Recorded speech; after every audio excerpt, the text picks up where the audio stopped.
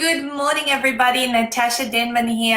I'm very, very excited to be joining you live for a little while this morning. I am getting ready to go to a podcast interview in the city. I'll be catching the train across there and having a video and audio podcast, which will be a whole lot of fun. I was thinking about driving my car, but then I thought an hour each way driving would take me a lot, it would need my concentration, but if I caught the train in, I could do some work on the train. So I thought before I head out on the road, I come on live and talk a little bit about retreats and why they're so amazing, and not just for writing your very first book, but overall why they're so valuable. And perhaps if you are in business for yourself and you've been thinking about retreats, why you should consider them, but more so I'll also talk about how we have experienced this. So these thoughts have come about as a bit of an inspiration as we are leading into our 22nd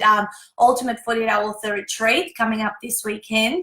And I've been busily in the background getting ready the workbooks for my authors. I get all their names printed off, and this is some of the resources that we share with them throughout the weekend. They have got a special little surprise here for our theme that we're running. So we've been getting ready lots of little bits and pieces. This is a retreat lead-up week, which means all systems are go, and the tension builds until we get there and we're all together. This particular one, we have 15 interstate participants, one Melbourne person. So people are coming in from all over the place to attend, and we are treating them like family, picking them up from the airport and taking them across and all that sort of stuff. So let's talk a little bit about retreats, and I have put down a couple of notes here about why, and why is it just that whole next level kind of feel to creating or delivering a program. Well, some are to do with a feeling, and some are to do with practical strategy around what a retreat can mean. So I'll just kind of start in no particular order. Hey, Mihia, nice to see you on the call. All right, so immersion. So when someone commits to a retreat, of course, they get taken away from their everyday life, perhaps surroundings that they have been used to, and new inspiration starts to flow. They have made that commitment and separated that time from their life to really focus on one particular task. In this case, is writing their very first book. And so the immersion aspect of a retreat, and if you do your own programs and things like that, consider it. What I always say to people, though, if you're going to go down the line of running retreats, be very mindful. Obviously, there's a lot more logistics to organize, when it comes to venues, if people cancel, certain minimum numbers and all that kind of stuff. I'm happy to come on live at another time and talk about those kind of things around the logistics. But realistically, once you go through it a few times, you kind of become an expert. I mean, we've had people, venues cancel on us like with a week to go because something's happened, a house got robbed or something along those lines. All sorts of things have happened, but as long as you remain resourceful, that is the way to stay. Number two is the feeling of community. So actually, Mihia, I don't know if you're still on the call, you were the one that told me about 4.5 years ago, I think now, the intangible benefit of running a retreat, and what people don't seem to maybe see is that feeling that when everyone is gathered, doing the same thing, and being in that community of like-minded people, that higher level consciousness comes together and almost gives everyone that extra bit of boost. So the masterminding is absolutely amazing, but the feeling of community, I can tell you in hindsight now, looking back at so many retreat groups that we've been through over the years, that they still keep in touch. Some of them have become best friends. Some of them collaborate with one another, you know, participants. And I certainly obviously become close with some of my authors. And, you know, Francesca, for example, has become my sister from another mother, and she stays at my house when she's in Melbourne. I stay at her house when I'm in Brisbane, and I have those kind of relationships almost with people from all over Australia. Into every city that I visit, I constantly get to catch up with them. So that feeling of community and having people that have your back. But more importantly, when you're writing your very first book, you know, it's the thing that people can have those other people hold them accountable, right?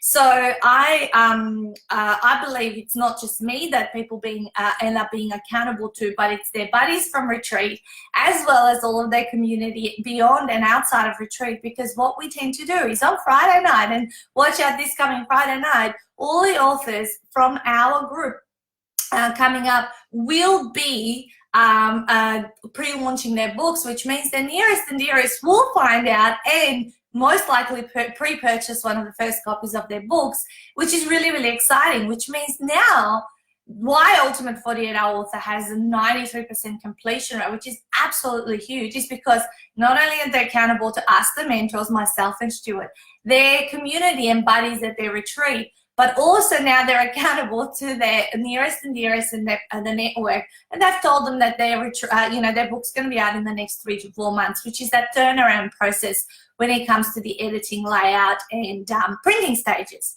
Okay, number 3 on my list is experience. So the experience, the value. Value is a feeling rather than a calculation. So when you do a retreat or when you attend one, it is the experience that you have that sometimes outweighs what you have invested in it, because if it's something that you're going to remember forever, and I know this, that the experience we provide is amazing, because every time I go back to a retreat, which is pretty much every 3 months, sometimes less, we do 4 a year in Melbourne, all of the past authors, not all of them, but certainly a huge amount of them, always jump on the messages that we're posting, the live streams, and say, oh, I remember when it was my turn. I can never forget it. When can I come back in crew and attend the experience one other time? So if you provide an experience for people, it's a lot more sustainable and a lot more likely that people are going to refer others onto you and all that sort of stuff. So I'm speaking in both terms, in terms of you attending something or like writing your very first book through an experience rather than by yourself or without sort of any support, trying to figure it all out, which is coming up a bit later. Number 4 on my list is fun. Of course, retreats would be pretty dull if you didn't bring a fun component into them, and we certainly do, like what I showed you just before. These little things are little surprises to do with our theme that we have got coming up for this particular retreat this weekend, and the theme is Survivor. So what we love to do is every single retreat, we think of a new inspirational theme that matches with a fun song that is going to be our anchor for our time there. So when we when people will go into their lives and they hear this song, of course it reminds them and anchors that particular experience, but also we bring in a few fun aspects throughout it, even though they're focusing and executing their first books over that retreat experience. So there is many aspects of fun, so to make that experience a whole lot more memorable, if you like. All right, number 5 on my list is focus. What I find, sometimes some people are really good and they'll do a lot of the pre-work, which we do a 2-hour session, and then generally the author needs to do about 10 to 12 hours of pre-work.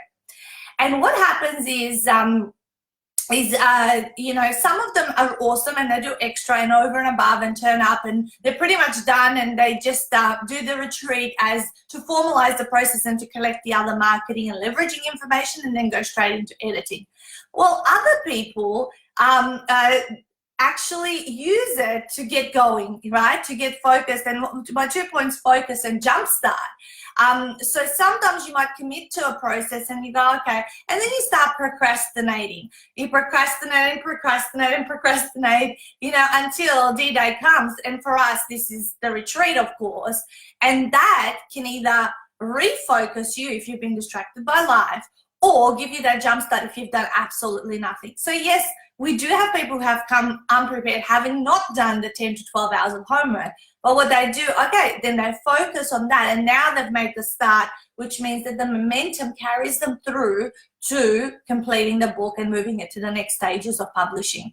So focus and a jump start it's like you have a deadline, and sometimes people can procrastinate till that deadline, and then all of a sudden they're cramming. Just like students in university or school, they're like, oh yeah, I'm chill, and then exam time comes and they're having all-nighters, and this is the exact same thing. And people are nervous, oh my God, I haven't done enough. And I say, you know what, the most important thing for you is to come and attend, because once you're surrounded by those people, by the community, by the accountability that you get and the support that you're getting, you're going to get that jump start you needed, and you'll know exactly what you need to do. Often I get asked by people, oh, Nat, do I have to come to the retreat? Can't I just work with you one-on-one and kind of do it remotely? And yeah, it's an option, but I only recommend that option really for my international people who are quite far away, but it's never as good as coming and being there and actually collecting the information, because there's certain information shared in certain order that you need to receive it that's going to see you successful in this process. So I say don't bypass the retreat experience thinking that, oh, maybe I'll save a few dollars because I don't have to pay for accommodation and meals, and I'll just do it in my own time, because it's the jump start that you need to have to take your book to the next level, and also the information that you need to have to get it going, to the next stages. All right, the next one is commitment. The commitment that you have set a date, and sometimes we have authors committing to the process like 12 months ahead of time. The most I've ever had is 18 months. And I can tell you, because time just seems to fly, comes around so quickly. But the sheer fact that they've committed and put a date in their planner, they're working towards that, and know that that's approaching. And sometimes that helps our authors to, of course, have a more feasible or lenient payment plan so that they can pay off the program a lot quicker. All right, transformation is my next one. And I believe implementation leads to transformation. So being at a retreat is about implementation and doing the work, not just learning and sitting there in a training room. Yes, we certainly do a small aspect of that, but it's actually you learn, you go and do, you execute, you come back, you learn some more, you go and do. And it's through the doing and through the implementation that transformation occurs. If it's purely about just sitting there and learning, Jim Rohn was famous for saying, if you just learn and collect knowledge, you end up a fool. But if you collect knowledge and you put it into action, you become wealthy, and obviously you move your life and business to the next level. So transformation is a big one. I see a lot of breakthroughs. I see a lot of people writing their first book. I know it's super scary. Okay, so I know that, to me may not seem like it, but if I can go back into the shoes of myself before I wrote my first book, and what all of that meant, and now when I've met thousands of people all over Australia, US, New Zealand, Dubai, the fears and self-doubt and the worth around writing the first book is huge. So I know that when I pick up my authors at the airport on Friday morning to take them across to the retreat venue, that they will be nervous and excited at the same time, and just really, but once we get going, they start to have aha moments. And some of them do have times where they just freeze during retreat. And this is why we take away crew who have done this before, who are published authors. And what they do is their job is actually to watch for the emotional well-being of the authors. because I'm not worried about the process of them doing the strategies we're teaching them. It's more their mindset that's going to keep them stuck and frozen, and that's the stuff we want to sort of nip at the bud and create that transformation for them, so that they believe their message is valuable, they're worthy, and they should be putting out their book of whatever it is they've dreamt it up to be. So the last couple are more like the support around retreats. So of course, if you're going to something that's going to show you how to do something really rapidly, you're getting the shortcuts kind of on the spot and throughout the process as you lead in, during, and after. And of course, you've got that expert help to help you when you get stuck in the moment. You know, you have like 4 or 5 people on hand to answer questions because they've done it all before. So what we take away, James is actually going to be attending his like 10th or 11th retreat. He was originally one of our authors, and he's an IT guy, and he wrote a book about what the F is the cloud, and he's now collaborating with Dropbox and Microsoft, but he's become kind of our resident IT crew person, and he's always the one to say to the authors first up, look, if you get stuck with anything techy, don't try to resolve it yourself and waste valuable time, because we actually only have 48 hours, at the retreat. So come and ask me, you know, I'll probably have the answer in 3 seconds for you. And that's the value of someone knowing and being an expert at what they're doing, is that they can answer that question without you trawling through, internet looking to solve a problem. I was actually dealing with Apple and my Panasonic camera, and for months I tried to get my camera to import into iMovie. And I Googled and watched videos and YouTube and all that, because I thought, I don't have time to ring support. Who's going to stay on the support line and all this kind of stuff? And I'm like, I should have, because all that looking and trialing and doing stuff wasted way more time than a phone call to a support team member, right? And so then they've been able to sort of help me, and then it led to me needing to speak to Panasonic, who also last night I looked for ways to solve that particular issue of changing the format on the camera. And yet again this morning, a simple answer from the support team that this camera does not have that format, so therefore the story ends there. Haven't fixed the issue yet. However, now I'm getting the experts at Apple and Panasonic to work together and sort out this issue, rather than me, oops, hang on a second. Someone was trying to just ring me through things. So bottom line is, and I think someone's at the door, that's why they're ringing. So I'm going to go in a minute. Bottom line is, don't waste time Googling, working out what it is. Go and get an expert, get that shortcut, and get the work done. So retreats are the ultimate experience. If you don't do them for your business, consider doing them. And remember, transformation, implementation, jumpstart, focus, fun, commitment, community, shortcuts, and experts to help you get unstuck. So I better go, because I think someone's waiting for me at the front door. Have an awesome day, guys, and follow the journey this coming weekend of the 22nd Ultimate 48-Hour Author Retreat, and what's happening and what's in these little surprise packets for the authors. Talk soon. Bye-bye.